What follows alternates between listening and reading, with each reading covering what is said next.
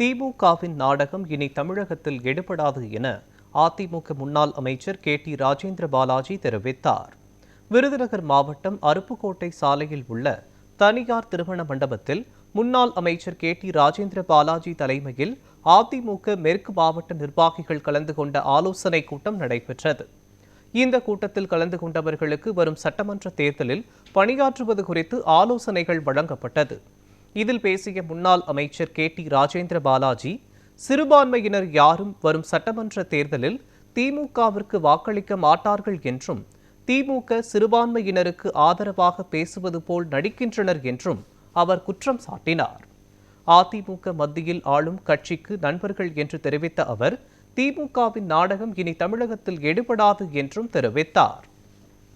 10 அறிவிப்புகளை அறிவித்தவுடனே திமுக ஆட்சி ஆட்டங்கள் நடக்கிறது.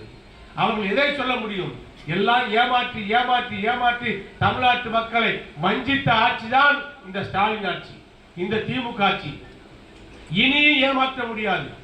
இனியும் நசுக்கப்பட்ட ஒடுக்கப்பட்ட கஷ்டப்பட்ட மக்களை மீண்டும் மீண்டும் ஏமாற்றுகின்ற வேலையை திமுக அரசு செய்கின்றது. சிறுபான்மை குழு ஓட்டுல திமுக கிடைக்கும்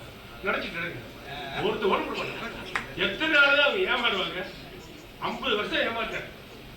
பூரா அவங்களுக்காக பேசுற மாதிரி நம்ம பிஜேபி அடிமையா, இவங்க பிஜேபி எதிர்க்கிறாங்க. என்ன நீ குளவெல்லாம் குறைஞ்ச தெரியாதா? எதிர்கட்சியா இருக்கும் போது கருப்பு கொடையை பிடிச்ச, ஆளுங்கட்சி அவர் மாணவ உன்னியும் பிரதமர் வரும்போது என்ன கொடை பிடிச்ச? வெள்ளப்படம், வெண்கொடை வேந்தன் வெள்ளப்படையை பிடிச்ச. நீ போறது நாடகமா, எடப்பாடி நாடகமா? நாங்க எதிர்த்தாலும் நேர்மையா எதிர்ப்போம், நேரா எதிர்ப்போம், ஆதரிச்சாலும் தூக்கி வச்சு எதிர்ப்போம். எங்களுக்கு தேவை டெல்லியில இருந்து பண்டு எங்களுக்கு வரணும், தமிழ்நாட்டுக்கு பண்டு வரணும், தமிழ்நாட்டு மக்கள் சௌரியமா வாழணும். மேலும் பல்வேறு செய்திகளை சுருக்கமாக சூப்பர் ஃபாஸ்ட் நியூஸ் பகுதியில் பார்க்கலாம். தென்காசி மாவட்டத்தில் 3ஆம் ஆண்டு பொருணை இலக்கிய திருவிழா 12 மற்றும் 13ஆம் தேதிகளில் நடைபெற உள்ளது.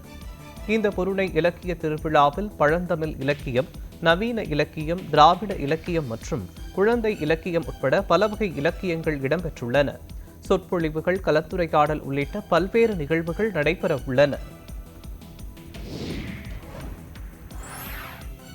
காரைக்கால் அருகே அம்பகரத்தூரில் உள்ள பிரசித்தி பெற்ற அருள்மிகு பத்ரகாளியம்மன் ஆலயத்தில் ஏகதீன லட்சார்ச்சனை நடைபெற்றது. இதையொட்டி சிறப்பு அபிஷேகம், மலர் அலங்காரம், மகா தீபாராதனை நடைபெற்றது. இதில் திரளான பக்தர்கள் கலந்து கொண்டனர். சிவகங்கை மாவட்டம்